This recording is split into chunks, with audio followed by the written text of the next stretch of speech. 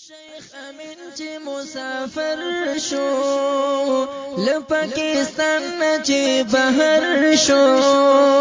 په بدعتانو جوړ اختر شو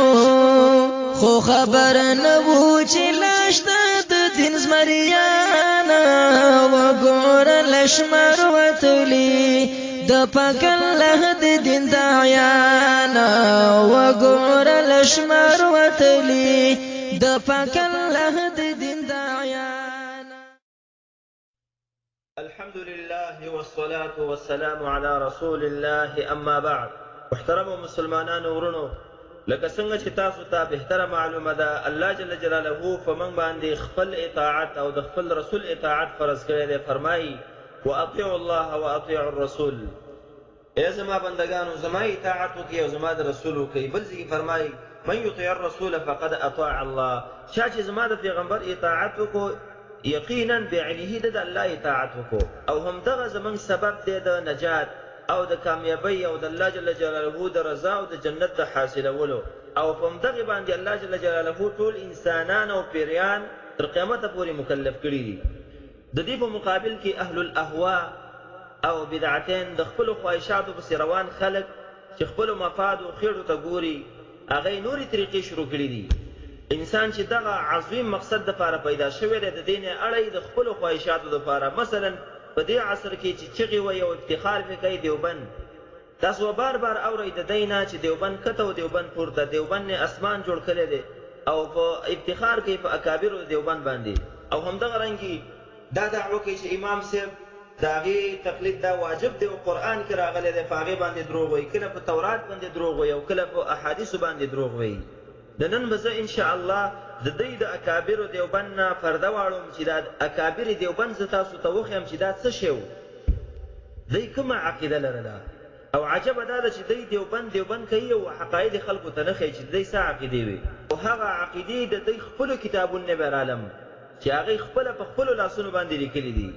او دا به چلنج وي زما د طرف نه ټولو دیوبندیانو ته،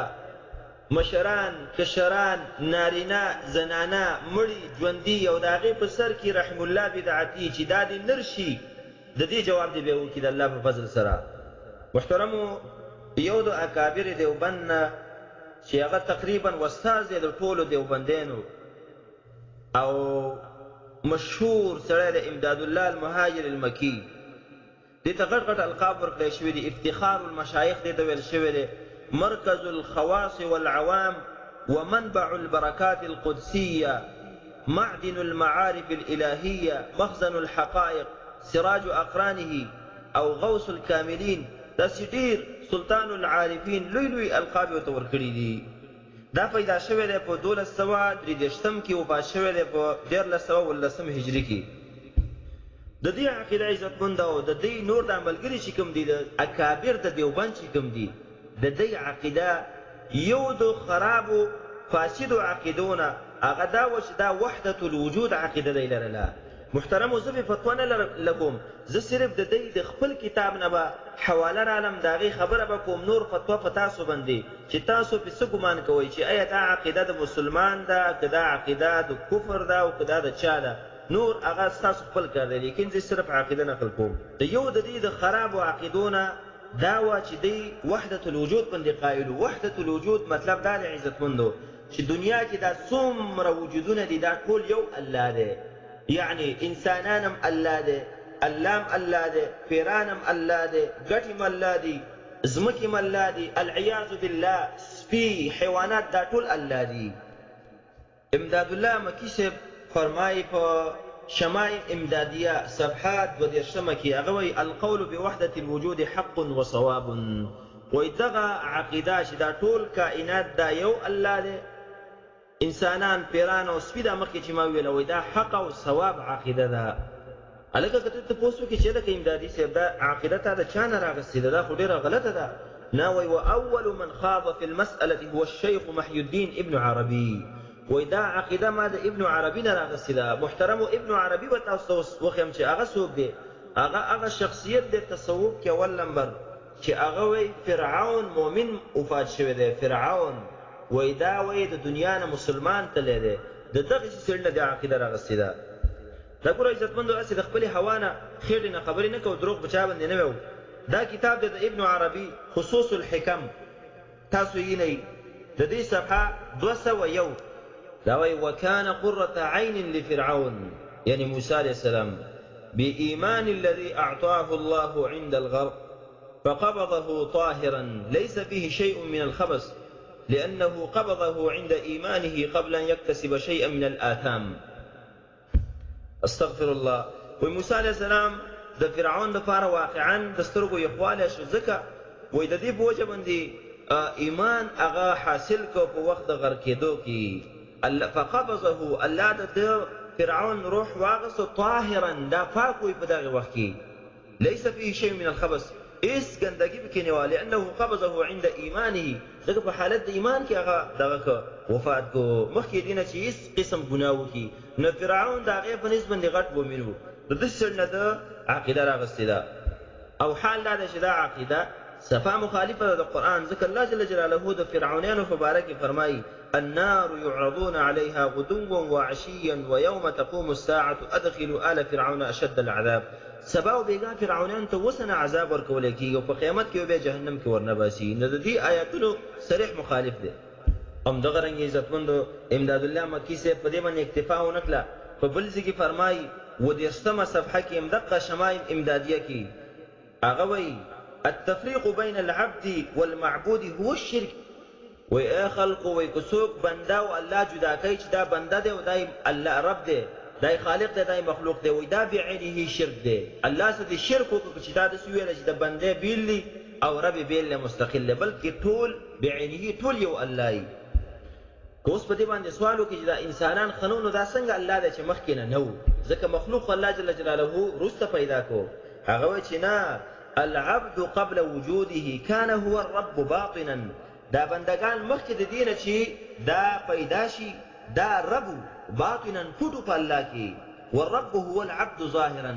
او رب هغه وخت کې الله صرف هغه وخت نه ادق دا ظاهر شي الله او دا بندو په هغه وخت کې العياذ بالله او به ځان له دروغ نه یو حدیث جوړ کړی دی كنت كنزا مخفيا دا ځان دروغ حدیث جوړ کړی دی عزت مندو تاسو سوچ کوئ دا د دې اکابر دي په دې باندې فخر کوي او په دې باندې د قرآن او د حدیث نصوص هغه ارتي مونږ ته په دې باندې بېدبه وي د اکابرو بېدبي کوي تاسو مونږ ته په دې باندې لامذهبه وي عزتمندو او خپله دغسې خلکو پسې روان دي دا یې عقیدې دي دغه رنګې په دغه شمایم امدادیه کې 9 صفحه کې هغه وایي ویا خلکو تاسو یو طریقه ښیم من اراد ان یجلس مع الله فلیجلس مع اهل التصوف که د چا خوښه شي الله سره کینی الله سره ملاقات وکړي او هغې سره مجلس وکړي چې څه وکړي نو فلیجلس مع اهل التصوف د تصوف صوفیانو سره هغه کینئ دا بعینې تاسو الله سره کینئ العیاذ بالله محترمو د دې داسې عقیدې دي چې سړي له په خوله راځي نو حیا سړي له ورځي یو به د هغې نه ووایم ځکه دی په خپلو لاسونو باندې په کتابونو کې لیکلي دي اشرف علي تانوي چې کوم دی مشهور عالم دی الله دې پرې رحم وکړي په حال باندې لیکن دا دی هغه خپله لیکلي دي وایي زما استاد رشید احمد ګونګوي ته یو کس رالی وایي ته وویله چې ستاسو دا عقیده ده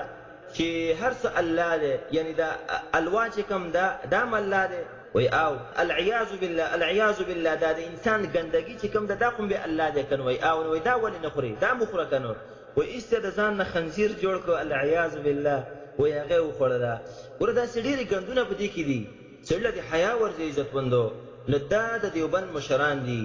نور د هغې معامله د الله سره ده موږ یو الله دې پرې رحم وکړي لیکن دا هغې په خپلو لاسونو باندې په کتابونو باندې لیکلي دي او په دې باندې دا خلک لګې دي او مسلمانانو سټه پې ویستله د قرآن او حدیث نه اړولي دي او دیوبند دی او په دې باندې فخر کوي نو دا یو څو مسایل د امداد الله مکیم راواغېستلي اکابرو دیوبند نور به بیا په نورو مقطعو کې رالو د هغې عقیدې نو زما اوس چیلنج دی لکه مخکې مې چیلنج ورکړو ټولو دیوبندیانو ته بیا خاص کر رحم الله بدعتي چې افتخار کوي فخر کوي په دیوبند باندې او نیغ نیغې کوي موږ یې د اسلام نه ایستلي نو را دي شي د دې خبرې دی اوس جواب وکړو یا دې انکار وکړي د دیوبند نه چې زموږ د دیوبند نه براعت دی اعلان دې وکړي صفا دویم په دې چیلنج دی چې دا مسائل دا عقیدې دي د امام صاحب نه ابو حنیفه رحمه الله نه اوس ثابتې که محترم مونږ چې بار بار وایو چې دا خلک امام ابو حنیفه نه مني دا دشمنان دي ولی ځکه امام ابو حنیفه رحمه الله سلفي عقیده والا سړی و، اهل الحدیث و اهل السنة والجماعه. آیا دا ګن دا د دیوبند ګن دا عقیده امام ابو حنیفه رحمه الله لرله؟ نه. نه دا دې نرشي. دویم چلنج دا شو چې دا مسائل د امام ابو حنیفه نه دا عقیده دي هغه ثابته کړي ته چې موږ ټول یو حنفیان دیوبند دا چې کوم دی د امام ابو حنیفه رحمه الله مذهب نشر کړی دی. اوس دا د امام ابو حنیفه رحمه الله نه دیوبند دی دا ثابت کا. او دریم که دا دواړه ونه کړي براءت د دیوبند نه ونه کړي او د امام ابو حنیفه رحمه الله نه ثابت نه کړي نه ته خپله د دې عقیدې والا سړی خو عوامو ته ځان نه رسوا کې دا ورته نه وي ځکه چې سرمندې به اړوي دغه سقاطونه بیا په تا باندې بندوي د الله بنده جنازې په تا باندې بیا نه کوي امامتۍ نه دې بیا وباسي. نو لا رابع لک. څلورمه خبره ستا لپاره نشته. یو عجبه دا د عزتمندو دا زموږ څو مقاطع دي چې دته د جوابونو د مسایلو رد کو او تر اوسه پورې د ځان نه دی خوځولی. او حال دا دی چې دا موږ ډکو اول زموږ ملګري دې ته لیکي په واټساپ باندې خاص چې ولې دا واوري. مقصد مې دا دی چې دا ټولې اوري خپله، لیکن د الله په فضل سره د حق مقابله هیڅکله نشي کولی. یوه عجیبه طریقه کوي هغه دا ده چې دی مسلمانان او د غالته مسلمانان په دې مسلو باندې مصروفه کړي دي چې له پرپولیدانو باندې مناظره وکړو پامینې وکړو په دا فرعي مسایل دي په دې باندې خلک دخلي دي چې زمونږ عقیدو ته توجه را نشي. د دې وجې نه رپولیدین او امین او دا مسایل درسته دي دا فرعي مسایل دي. که یو سړی رپولیدین ونه کړي هم نه کافر کېږي او کوي کې هم کافر کېږي نه. دا د عقیدې مسله ده. زما تا سره اول بحث په عقیده باندې دی چې اول به ځان صحیح مسلمان ما ته ثابت دی، د هغې نه بعد به بیا رپولیدین او دا مسله ده دا مسله ده. نو دې ته دا څلورم ځل شو په دې یوه مقطع کې زه چیلنج ورکوم چې مخکني دې کوم دروغ ویلي دي بار بار چیلنج د هغې جواب وکړه د اول سره نه او اوس د دې خبرې جواب وکړه که نه دي محترمو دا هم سره د اوسه نه واورئ. که چېرته سبا له ته داسې شروع وکړه جواب کړي چې دا د انګریزانو بچي دي او دا یهودین دي او دا دي دا کنځلې دا د عادت دی عزتمندو دا یو تلبیس کوي او دجل کوي په عوامو باندې. نو دغه سما جواب نه دی دا په شا تښتېدل وي د حق به یې پټول وي او د دغې هم په انتظار وي. هذا وبالله تعالی التوفیق. ربا ربا ربا شکر دې چې زه دې وهابي کړم زه خبر دل سره د خپل نبی کړم. ربا ربا ربا شکر دې چې زه دې وهابي کړم